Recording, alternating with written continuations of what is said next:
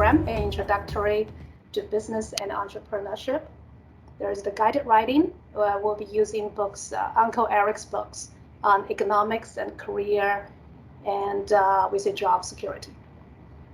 The other big event is the Wharton Global High School Investment Competition that we will attend this year under the leadership of Mr. James Milne and other teachers. Yeah.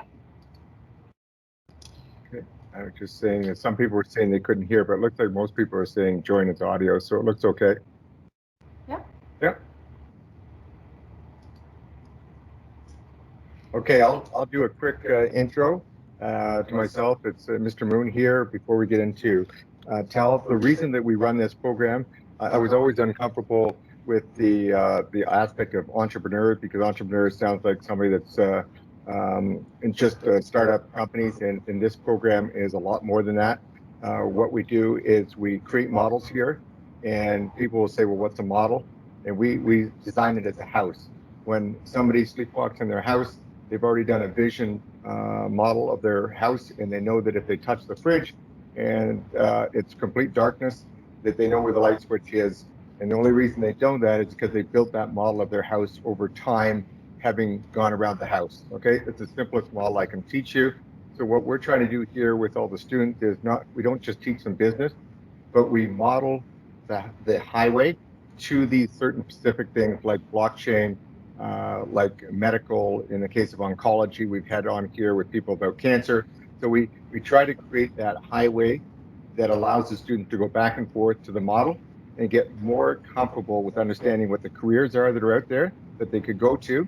And once they understand the careers, then they can better understand what education they need to get to that career, instead of wasting a lot of time, taking an education and then realizing that the career doesn't match up to it, and it's a lot of wasted time. So our job here, and I can tell you right now, and I'm quick on this, is that I've polled all the students from Upper Canada College to Havergal, and 99% of them, I will say it's that high, you ask them, they have no idea what they want to do in their life, except a general term like a doctor or something like that. So our job here is to stop the memory work part that goes on in the education system and create the actual real life modeling, which they can continue to learn through a due diligence practice of how to model out making changes. And that is a continual thing, as most students will find out when they go out there. They'll find a job, and then they'll immediately realize that's not the right job. They have to continually keep looking, and we want to make that model so they understand where the long-term sides are, and they can make a better educated guess going forward. So without anything else, this is a model right here, blockchain. And one of the people participants in that model is TAAL, which is run by a group of very smart management and successful people in the past. And the president is Mr. Chris Naprawa, and he's going to join us now and run through all the aspects. Well, we only have 50 minutes to do it. So as many of the things as possible in a presentation to help everybody start to go down that highway and understand this new model that's out there that could be quite game-changing. In fact, I think it's the next internet, but maybe I'm a little naive on that. Take it away, Mr. Naprawa. I appreciate you being here, and I'm enjoying, ready to watch the presentation.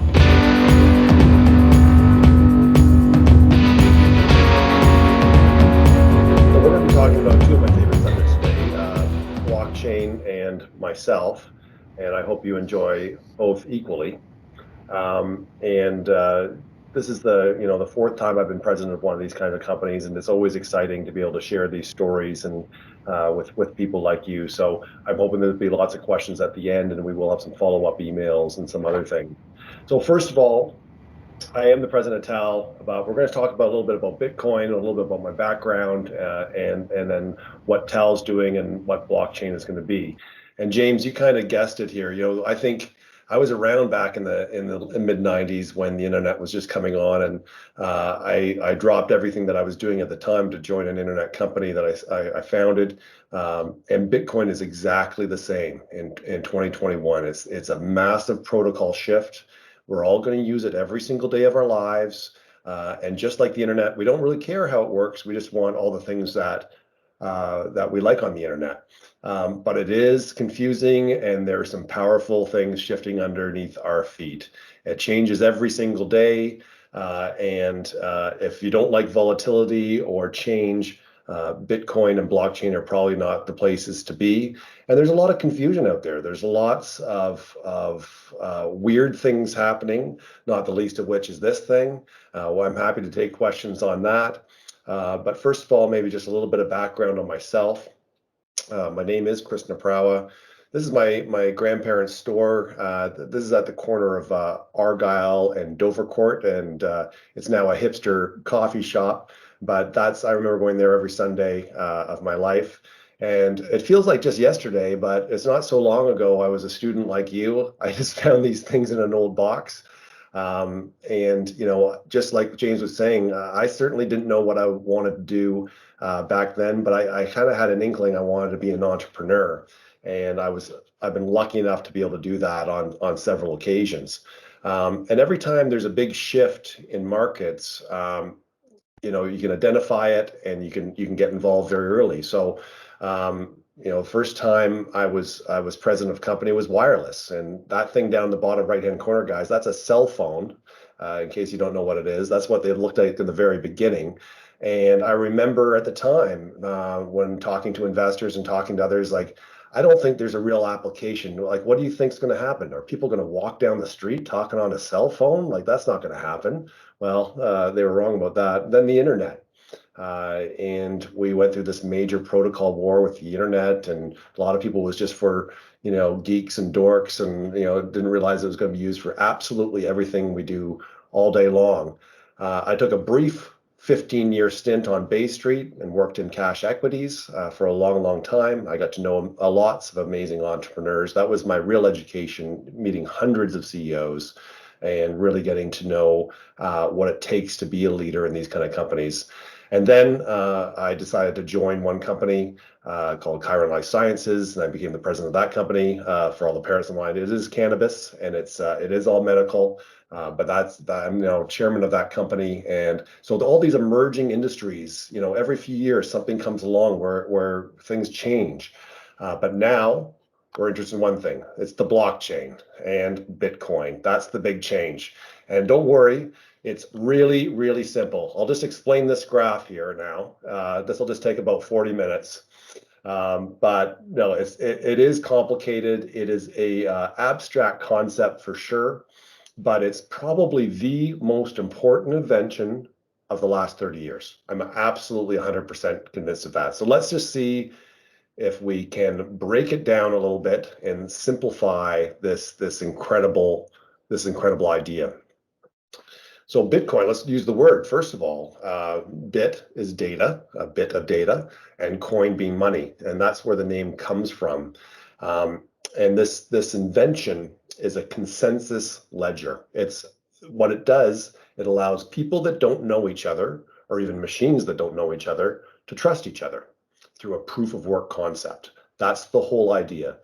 Now, everybody gets very focused on the price of BTC, but that's just one application. The token on blockchain is just one thing it can do.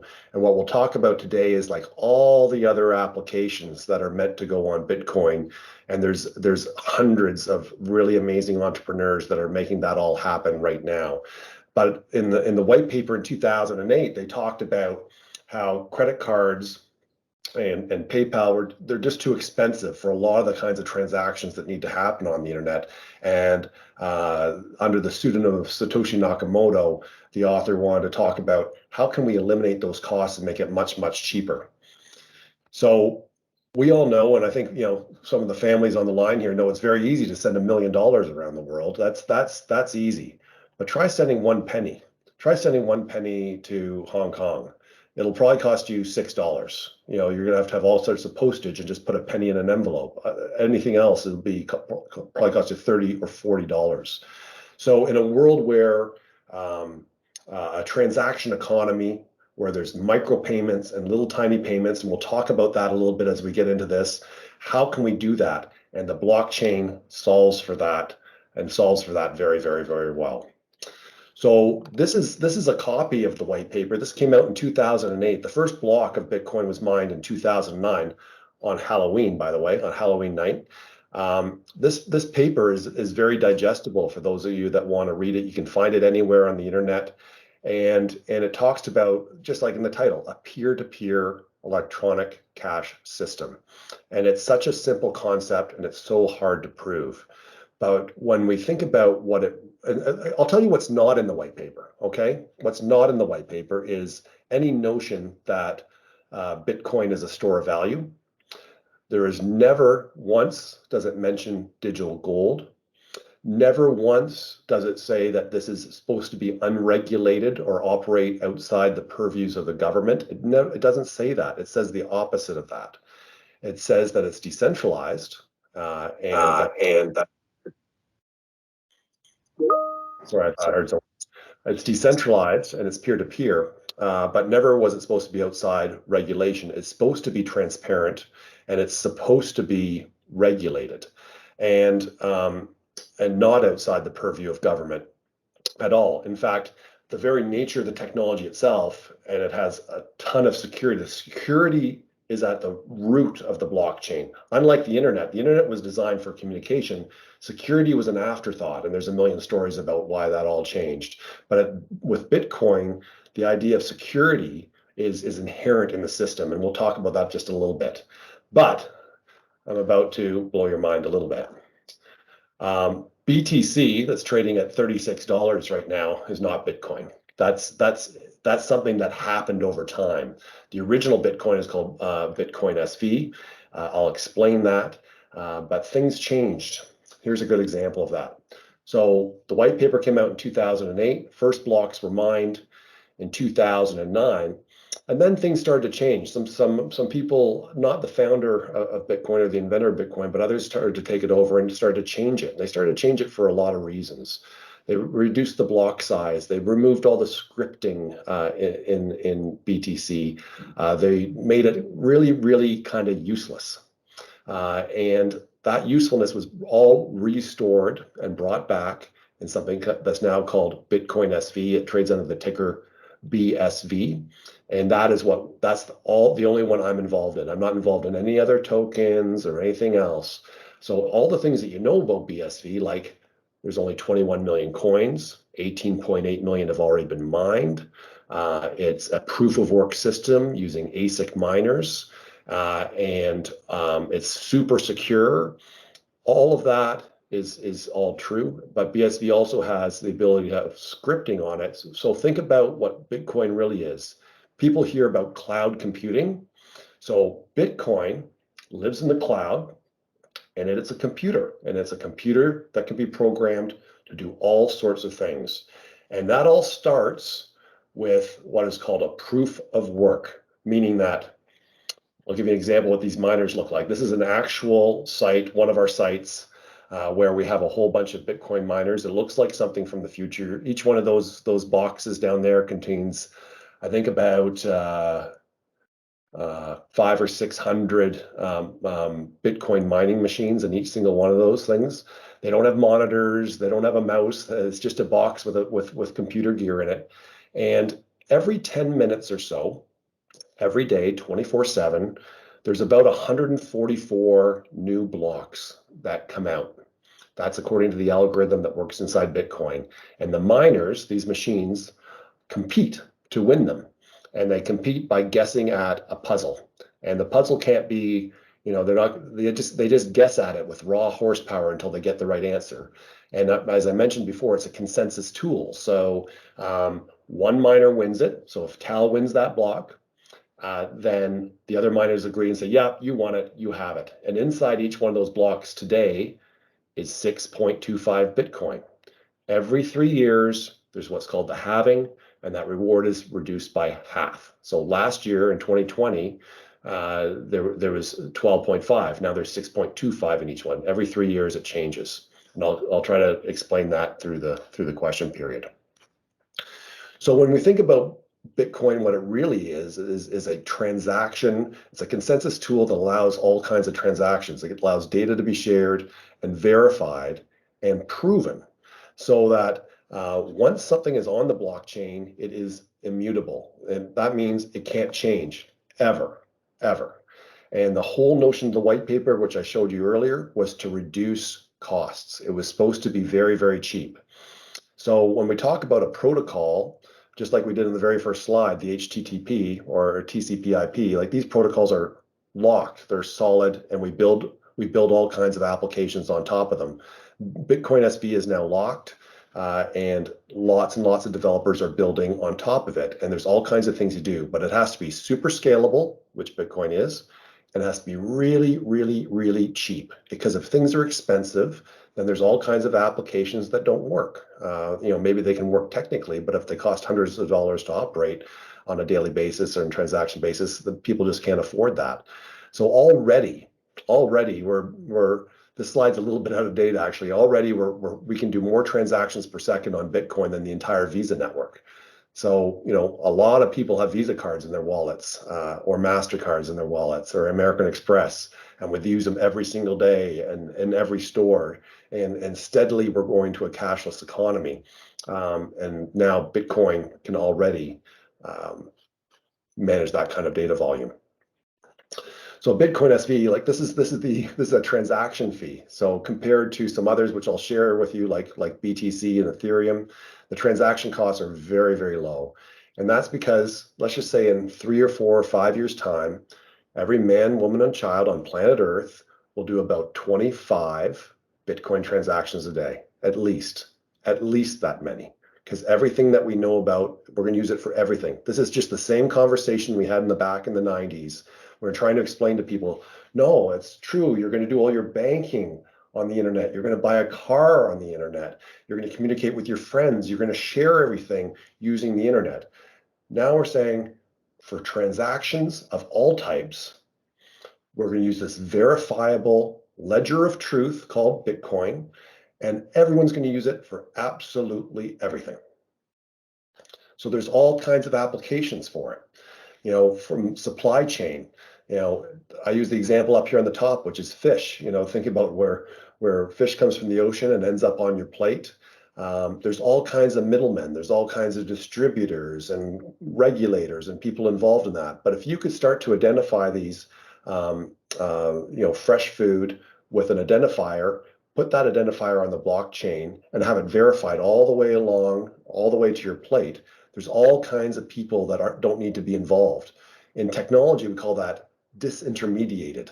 Just like with Uber, they kind of disintermediate the taxi company because you can now communicate directly with the driver. You don't need a third-party intermediary.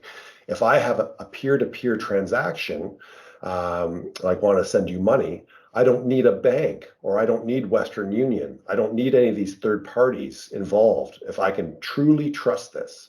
And because the ledger is immutable, it means it's permanent, it's forever. If we ever disagree on what happened, we can go back and we can look on the blockchain and say, no, I sent you this money at this time. And telling the time and then people agreeing on what time something happens is actually a major problem on the internet. And we solve it. We solve it with Bitcoin. So we'll walk through a few of these examples.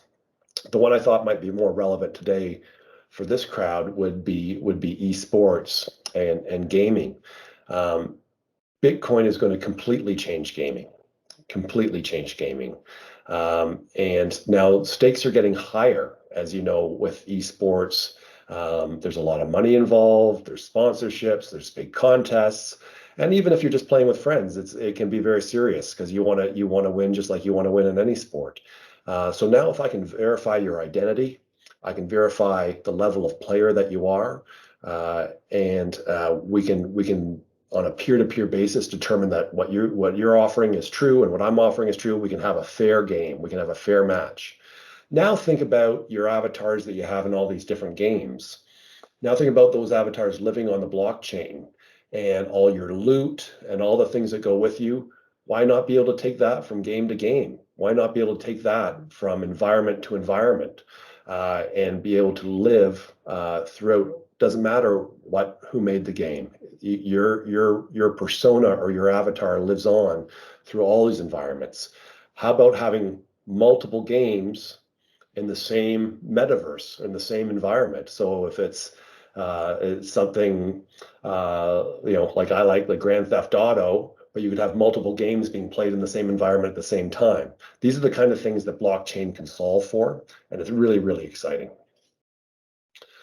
So how does TAAL play in it? TAAL, we're trying to be an infrastructure player for the blockchain.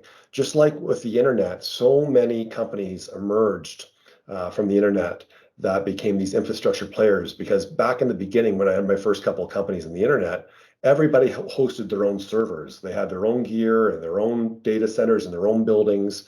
And then it just became too big and too complex.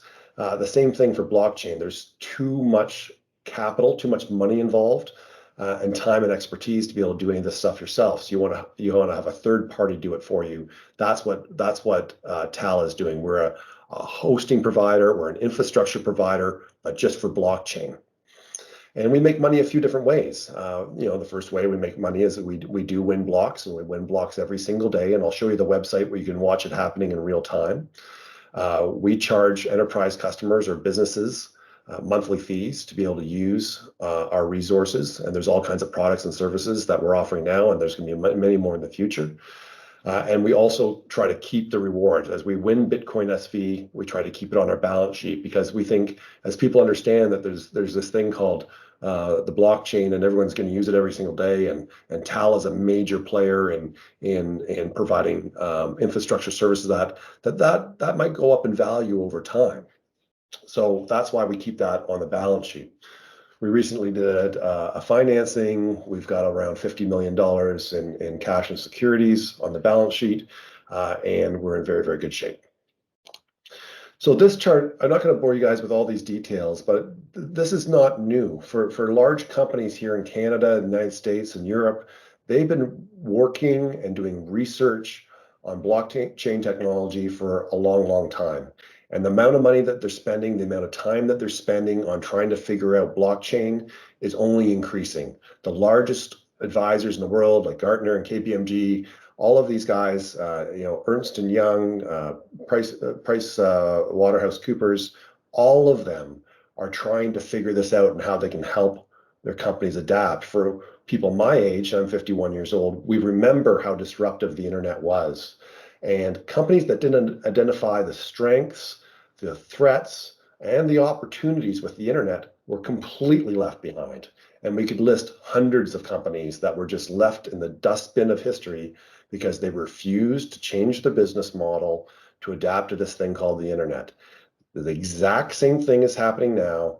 And if you don't understand the blockchain, these companies will be left behind. And we can walk through a whole bunch of applications. So at TAAL today, we already have applications in all kinds of industry verticals. We talked about gaming and esports, but transportation, logistics, of course, fintech, smart contracts, supply chain, all of these things. A big one that's coming now, and it's something that you guys use every day. Your parents probably complain that you use it too much, but social media is something that's going to get completely disrupted, because there's 3 or 4 big companies in the world that you use every day. They take all your personal data, they sell it to the highest bidder in the form of advertising, and they feed that right back to you as part of your user experience every day. Now, let's think about more traditional businesses for a second that you guys understand, whether it's your airline or your grocery store, your drugstore, the gas station, the movie theater. They all have rewards programs. They want to retain your business. But on social media, we just give it all for free and we don't expect anything in return. That's going to change. That company down the bottom left-hand corner there called Twitch, that's kind of like a Twitter, but you have to pay. But as people use your feed, you get paid. And what Bitcoin does really, really, really well is tiny, tiny micropayments. Remember that slide about $1 million versus a penny? Well, how about 1/100th of a penny or 1,000th of a penny? And those transactions going around the world at an incredible velocity. That's what this technology can do. And it all ends up on the ledger, and you guys should be rewarded for it. We can talk about all kinds of applications in here. Unisod is the one on the left-hand side. That one's about the fish supply chain, but they're starting with fish on supply chain. But just like Amazon started with just books, there was a time, a few of us can remember, that Amazon was just an online bookstore, but they made the technology perfect, and then they started adding everything till right now we use Amazon for so many things. It's an incredible, incredible ecosystem. You know, for those guys that are curious out there, we own this website called What's on Chain. It's live 24/7. It just watches the Bitcoin SV blockchain, and you can see blocks being formed. You can see transactions going into that blockchain. You know, about 144 on average a day, and see who's winning them and see what's in them. And this is what's called a block explorer. So like, you know, Google and Yahoo are internet explorers. This is a blockchain explorer. So right now, is it super user friendly and meant for everybody? Not yet, not yet. But it's getting there, and I always have it on the background because I really enjoy it. It's quite addictive for those of us that like to geek out on blockchain. So we touched on it earlier. So for a new protocol, for something that we're going to use every single day and everybody around the world is going to use every single day, there has to be a solid protocol. And that protocol for us is called Bitcoin SV. And right now you can see, if I leave you with only two things, is that it's super cheap to operate,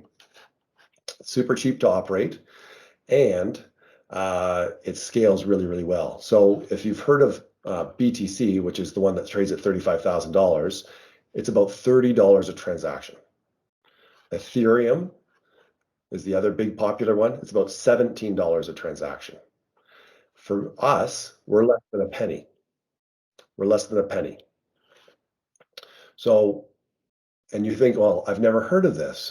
Nobody else has ever heard of it. Well, have a look at this. The yellow line is the amount of data. This chart refers to how big the blockchains are in gigabytes. So how many gig is the blockchain today? The yellow one is Bitcoin SV because it's the newest. It's really the oldest, but it's the newest because we had to reestablish it. You can see at the top. We've just overtaken size of BTC. So here's another thing. Everybody hears about the environment and the use of power and everything else. That BTC is very power hungry. It is. The red line here, super power hungry. It's a tremendous amount of power that's required. Bitcoin SV, which is the yellow line, here's that for you. We're doing about 30% more transactions every single day than BTC, and we're using less than 1% of the power. It's environmental and green at its core, and that's by design. So it's not a big power hungry machine. So TAAL, what are we? We're about 35 million shares, 36 million shares outstanding. Current market cap about $175 million. We have digital assets. I think we've updated that number. I think we've got about 85,000 BSV in our treasury right now. And we're not buying BSV just because we think, oh, we're speculating or something else. There's a lot of applications for it. So down the road, when we want to incentivize people to do things, or we want to, make it attractive for other miners to mine our blocks or mine blocks with us, we can incentivize them with BSV. And it's very limited. There's only 21 million of them. 18.8 have already been mined. We're the biggest miner of BSV, and we don't sell. So we think that's what in the business is called a attractive supply-demand dynamic. So that's the story of TAAL in a very short time frame. I was told to leave plenty of time for questions, and I'm happy to do so. It might make it a little bit easier. How exactly do you win a Bitcoin? Can you say that one more time? How exactly do you win a Bitcoin? Okay, how do we win a Bitcoin? Question. That's a great question. So if we go back, I'll just go back to the slide of what's on chain. So you can see there that a block comes available about every 10 minutes, and all the different miners like us, compete for it. And inside every block there is a puzzle. And what the miners do is they guess at the answer to that puzzle, And the first one to get it wins the block. And that competition, that you heard this word before, decentralization and proof of work, that's what secures the network, that we're all competing for that block. So these miners use what are called ASIC cards, and they're graphics cards, and they guess at this complex puzzle until they get it. And that's why it can't be hacked. It's now been around since 2009, and never been hacked. How do you join the puzzle? I want to try it for fun for some reason. Well, it is open source technology, and you can get. How do I compete in the puzzle? You can compete in the puzzle. My son built a Bitcoin miner and put it on his desk, and caused some electricity bills at our house. But you can definitely build your own, and you can join what's called a mining pool. How can you join it? There's a whole bunch of mining pools out there that are public, and anybody can join them. So in the beginning, there was a lot of people running 1 or 2 machines, but now, you've got miners out there, professional miners that are running 200, 300,000 computers. So that's who you're competing with now. It's becoming industrial scale, but anybody can technically do it and try to win one. How is it? How exactly do you join it? Because you said that you should you make something, but Oh yeah, so these up here in the top, you can see these are different pools. So our pool, we don't invite anybody to join it, but you can join different types of pools. And if you Google, how do I join a Bitcoin mining pool, you'll find all kinds of them out there. There's hundreds out there, and you just have to have the right kind of computer.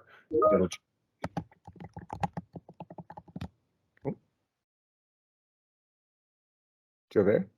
Oh, we freeze? I'm here. Oh, yeah, okay. I know that we got a hand. Inder, do you want to ask a question?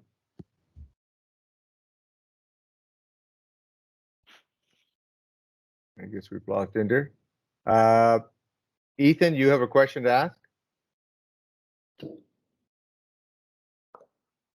Ethan? Go ahead, Ethan. Okay. Can you hear me? Yep, we can hear you. Go ahead. Oh, I don't know. I was having some technical problems. Yeah. I'm saying cryptocurrency, like you mentioned, have no fundamental backing either from a central bank or a government, right? That's they also correct. have no tangible fundamental factors which help derive an appropriate valuation. For example, earnings, right? There's no correlation between earnings and the valuation. So in such a case, how do you go about valuing cryptocurrencies? Well, that's a great question. And, the vast majority of them have no value. It's what's called the greater fool theory. If I buy it, maybe I can sell it for something higher.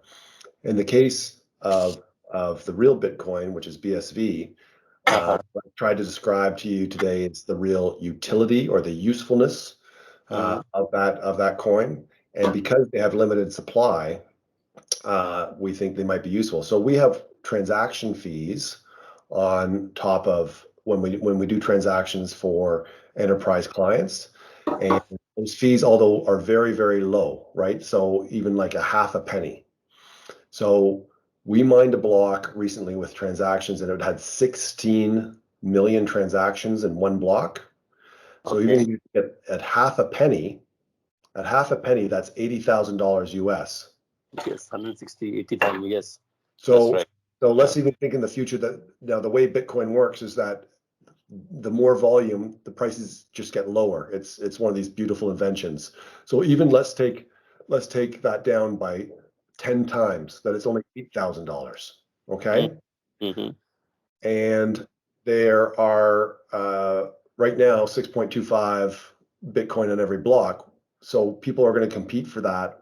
What would that mean for the price of BSV? I think it would mean that it's quite valuable. And the transaction fees, as in the white paper, it's described in the white paper, it was always meant that the reward would go away, and that rewards the miners for actually building the network. and that's taken over by transaction fees over time. So that's going to happen here in the next couple of years.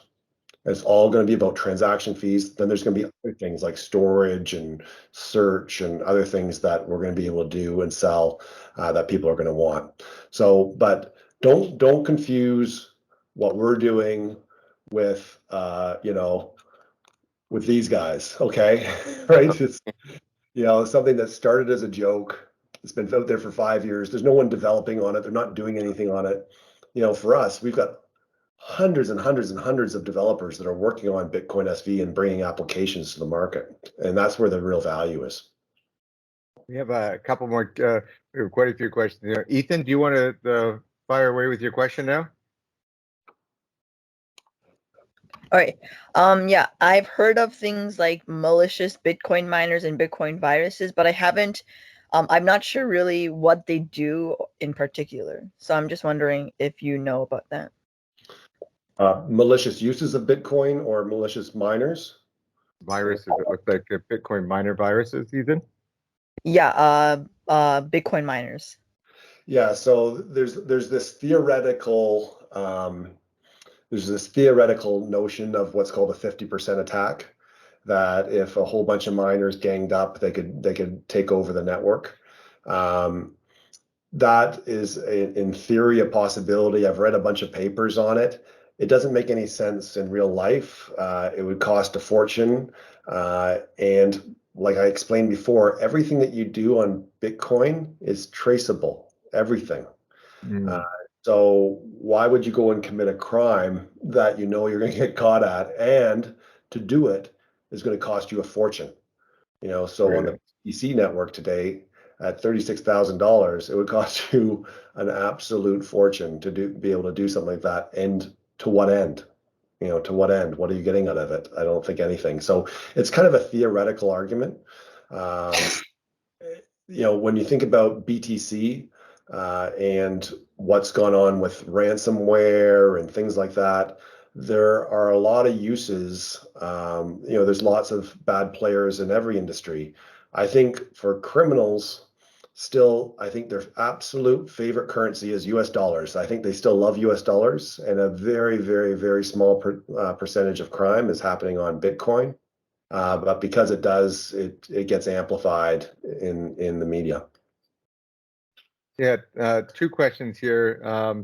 The one here is some central banks are against BTC because BTC constitutes a threat for sovereign currency. Can you maybe give an answer to that? And then you've got a second question about career paths, to go down here. We were going to ask that at the end anyway, so maybe we'll ask this one first. Yeah, I think central banks have every right to be worried. I will tell you, there's not a central bank in the world of any size that's not looking into crypto and trying to understand it. But BTC, the one that's in the news all the time, is not useful as a currency. It's not usable as a currency at all. And we showed that on this chart over here, where you can see there's BTC way down the bottom. It's 7 transactions a second, maybe. That doesn't work if all of us are using it to buy a pack of gum at the convenience store. You need to do 1 million transactions a second to be a real currency. But what the governments are looking at, and this is a reality, and it's already becoming a reality in a couple of places, is the tokenization of real world things. So a real world thing is $1 or a $50 bill or a $100 bill. You can tokenize that. All you guys on the line probably have heard of NFTs, and those are examples of tokenization of real world things. And those tokens, and we have a patent in a token called the STAS token that runs very, very lean. That is really scalable and usable. And so I think very soon in your lifetime, for everybody on the line, dollars will go away and it'll be digital. The vast majority of money today is digital anyways. There's no real actual money. It's, when you go and buy your house, there's no truck full of money that shows up at the bank. It's all digital. But what Bitcoin allows you to do is have that peer-to-peer. And that's those third parties are the ones that are going to be kind of worried about it. So they're the ones that are spending money right now trying to figure out how to tokenize money and make it useful. And if you're trying to combat crime, like there's countries in the world where 30, 40, 50% of all the transactions that go through the economy are illegal. They're involved in illicit things. Even in some European countries like Italy, for instance, that's estimated about 40% of the economy is illicit. So if dollars go away and euros go away, and it's replaced by a tokenized version of that, because it's on the blockchain, it's immutable, that really will be tougher for the criminals. And I can put that as an example. Anybody here just has to go and walk into a Costco and sit there at the cash register and watch the amount of transactions that occur in cash. So those people that pay cash as they're buying 50 tons worth of tomato paste and spaghetti are taking that back to their restaurant and serving that and only ringing up so much as sales of good, and the rest of that cash is going into their pocket, which they're not paying taxes on. And people don't understand, but the system is set up that everybody needs to pay their taxes because then they cover OHIP bills, they cover police, they cover more teachers. So if people want to have those luxuries in society, they also have to pay the taxes for it, which in turn makes it more difficult for people to actually pay higher taxes because people aren't taking care of the whole system. So, there will be a good usage for the government and blockchain, and I'm sure it's going to grow. There's a question here on blockchain as a trend in the future. Can you give some suggestions for the students here for career paths such as program choices and I've just so everybody knows, one of the things we use here is we teach the students the tools to use. So in the case of LinkedIn, they can go to TAAL or they can go to InChain, which is another company associated with TAAL, and they can look up at the 93 employees, and then they can see all the employees and what they're involved with InChain, and then they can click on each employee and see all the jobs they've done in their career and all the university educations they've taken to get those jobs. So we teach this in the class because it's there now for them to use. They just don't know how to use them. And that's what we teach in the class, which helps you get a better understanding of where you should go for university and what jobs you should look for. So do you want to carry that a little bit farther on where blockchain is going and what career paths are in that? Because I look at it as the internet. When the internet started, the internet was you just have to be a computer programmer. But if you knew that it was going to be all about marketing and sales, you don't have to be a mathematical genius to do programming and internet. You could be part of all the tertiary side that was going to grow and put yourself in a pretty good position and or not just work in the industry, but invest in the companies that were going to be there in the future, like an Amazon, and make that on the side. So sorry, Chris, but I just want to get that out for everybody.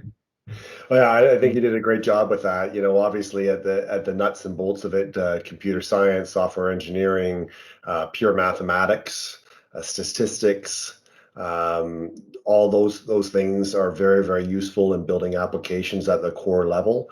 But there's the Bitcoin Association. We can put that website up. There's a course you can take that gives you a really comprehensive introduction to it. So if you have other skills or other interests, just like James is saying, it's not always the engineers and scientists that figure out the real world applications of these things. It's oftentimes others.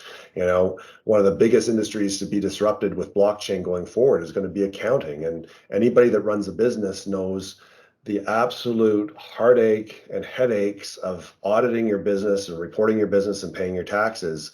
But if everything you do and every transaction you make is on chain, getting that all reported and is much, much simpler because it's already agreed to that these are the real transactions that happened. The audit process would go down from weeks and months to minutes and days. So don't go in the accounting side, go the other area. So, and by the way, everybody, we understand this, and this is the hard reality of life. And that's why we teach this course, is that there are going to be a lot of well-paid jobs that are going to disappear. And there are going to be new jobs that take those places. If you're a taxi car driver, you're not going to be in that job much longer because it is going to be driverless. There is a lot of things that will change, and you just have to be there and understand that. And if you are, you're going to help yourself, be much farther ahead going down the road. So Henry, you want to fire away with something, Henry? Yep. Okay. So given the global chip shortage, as many of you know, what do you think the impact of like the rise of cryptocurrency has like caused so many individuals to like not be able to access products with semiconductors like computer parts, even like cars and phones? Yeah, I think it's a great example of how is it possible? How is it possible that we've let chip manufacturing get so centralized in one or two places, and when it's so essential to everything that we do? And I would add in, we're all going through this pandemic. So it's a great example. Is how is it possible that Canada doesn't have ability to make its own vaccines? How did we give that ability? So I take your point very, very well that, this is adding fuel to something that's already happening where, the digitization of everything that we're doing requires chips at its core. And if I wanted to invent a brand new ASIC chip, which is what these mining machines use, and I had all the money to do it, which would probably be more than $100 million, it would still take me 4 years to do it. It would still take 4 years to come up with a new chip. There's only a couple of foundries in the world that can really do the basic work, and those places they're booked up. They're booked up, and there's a real shortage. So it's an issue. But technology always has a way of figuring these things out. If you think back to what Google did really, really well in the early days is they got rid of hard drives and they started using RAM instead of hard drives. And it was faster. It was way more expensive, but then the price of RAM just dropped, 99.9% over time as more and more people were using it. And it's a great example of how things can change very, very quickly. So, I'm a big believer in technology. I'm a big believer in innovation and entrepreneurship. And I think as problems and bottlenecks happen, the only solution is for guys to invent their way out of it. And then we always do. We always do. Question from Alex Zhang. Alex, you want to fire away? Yeah, so why is Bitcoin better than US dollars and who uses it? Well, if you're referring to BTC, I don't think BTC is better than US dollars, and I think it's quite useless. In fact, I don't think there's any use for it. So no, I don't believe in that at all. Bitcoin SV, the real Bitcoin, I think is way better than US dollars in so many ways. So number one, a central bank can't go out and just print as many of them as they want and dilute it. We live in a very amazing place here where we still have, security in our currency. But if you don't have to look too far south of the border in places like Argentina and other places where you've seen hyperinflation,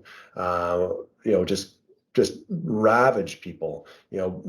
Germany post World War II, where you had to have a wheelbarrow full of cash to buy a loaf of bread. So I don't have a ton of faith in central banks and in central governments. And that's why I think a lot of people like the digital currency in generally speaking, because the protocol is locked and there's only so many of it, and that is a store of value. If you've looked at in the last 10 years, I'm not a BTC supporter, but if in the last 10 years, if you've held BTC compared to any currency in the world, you've done very, very well. You've done very, very well. Everything has become a lot cheaper.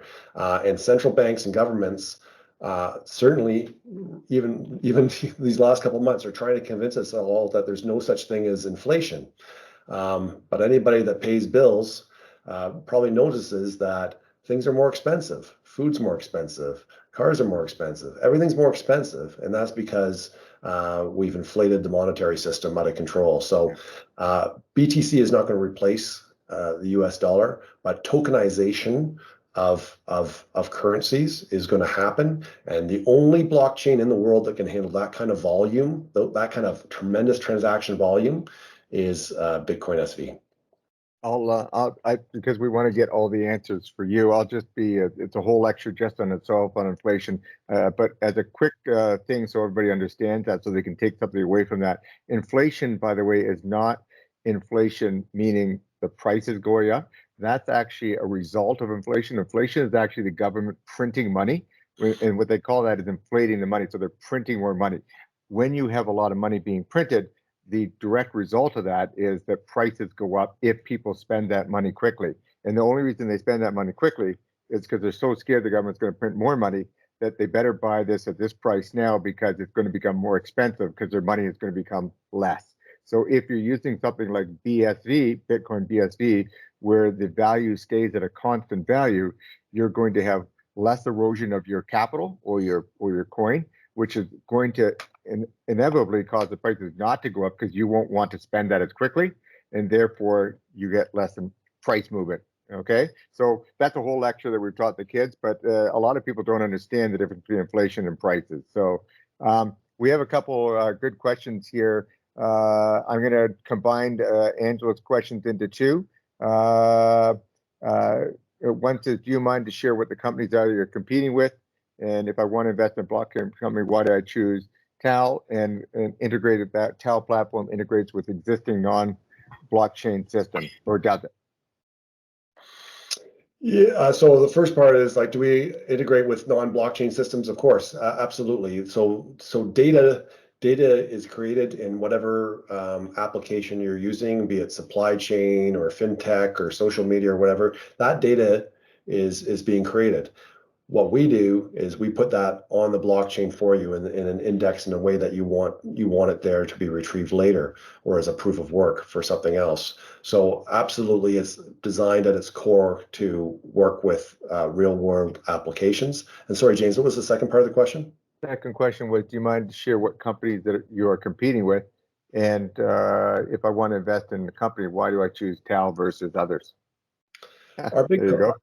Our big competition comes from other blockchains, not necessarily other companies. So the one that everyone's watching right now is called Ethereum, and Ethereum has been really successful in bringing blockchain technology to the market, primarily in the form of smart contracts. They've done an excellent job with that. So that would be our big industry competition. TAAL is one of the very few, if not the only company that I know of that's actually public that's on Bitcoin SV. There's a whole bunch of companies. In fact, we have a big conference next week that everyone can register for called CoinGeek. Maybe somebody can put that up in the chat. But it's 3 days of presentations next week with all kinds of companies and industry professionals that'll talk about.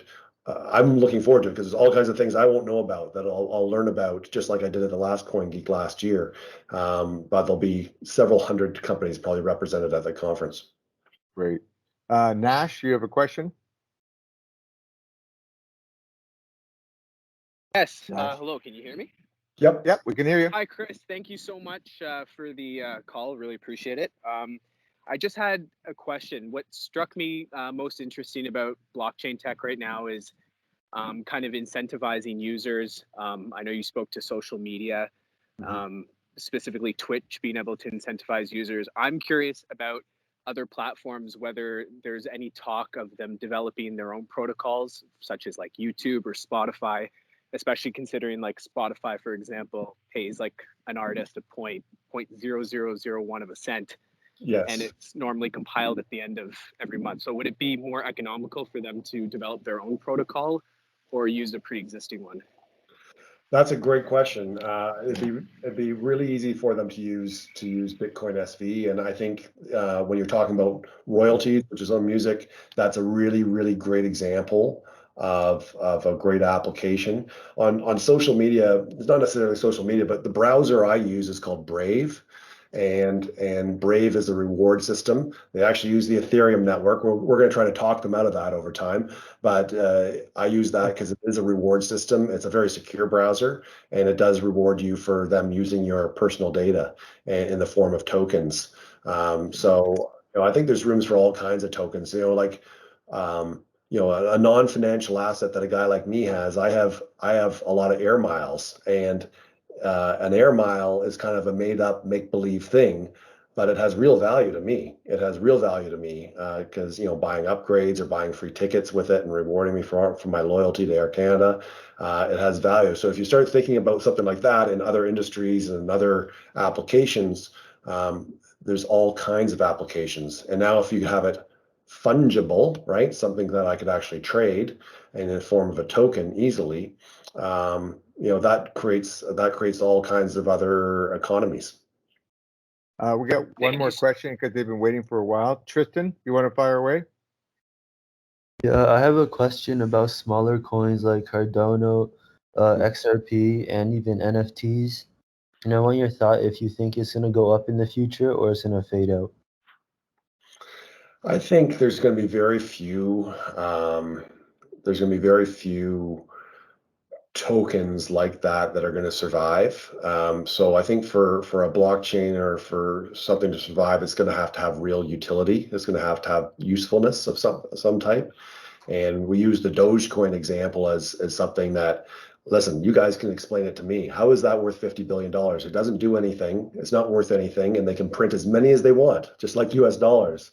But I don't get it. Cardano is good technology. I think they've definitely got a role to play.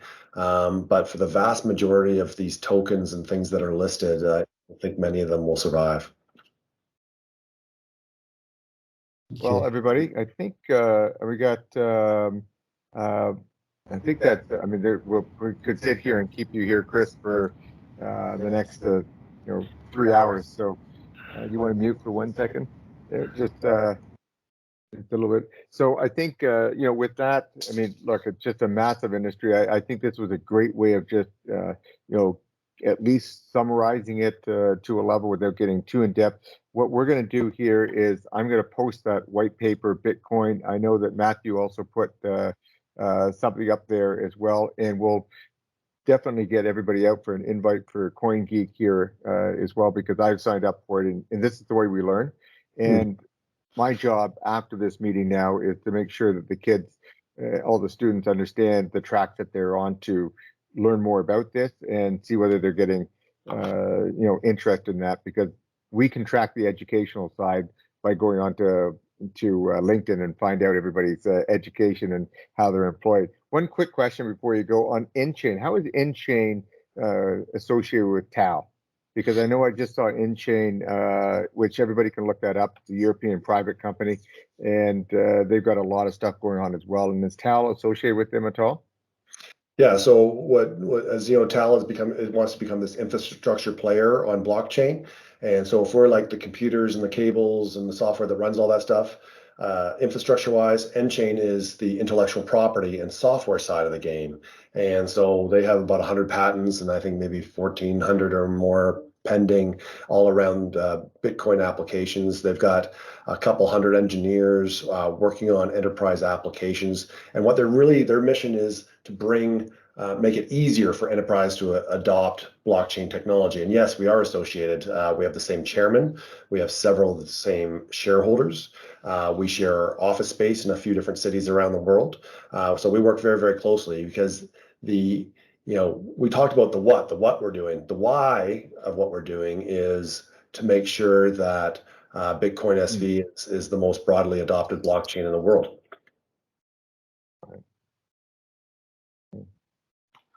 Well, I think that's great. I know somebody put under context of inflation, do you think BTC is an alternative to the asset to the dollar? And I guess I'll let you handle that, Chris, for a second, but I don't think it's an alternative to that whatsoever, but just because it doesn't have a lot of value. But maybe you want to answer that, and that'll be our last quote. Or is it different to a collectible coin? There you go. I think it's worth what people are willing to pay for it, but it's not useful in any way. So just a lot of people buy things that I think are stupid and love them and collect them. And maybe you collect sneakers or maybe you collect something else and you think it's really, really valuable. For me, it's not worth anything, and I'm not interested. Yeah, good answer. I like it.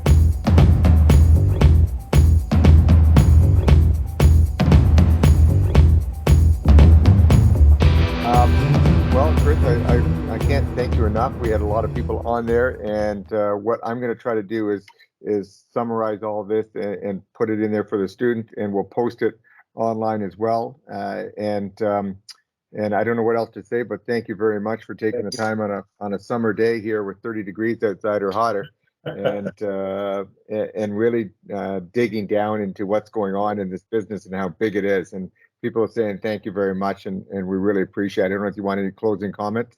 No, just listen, guys. Trust yourselves, trust your passions. There's a whole world out there.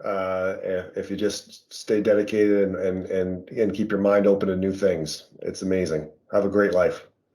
Yeah, there you go. Thank you so much, Chris. And I really love the saying, we invent the way out of it. Yep. When we run into it. We always do. Yeah. Really inspiring. Thank you so much for the time, and thanks to everyone who takes the time to join our CEO talk. Thanks, Thank you. Thank you. Appreciate it, guys. Great. Now go outside and play. Go on. Yeah. Okay, guys. Enjoy your weekend, and to you and to everyone. Bye. Bye.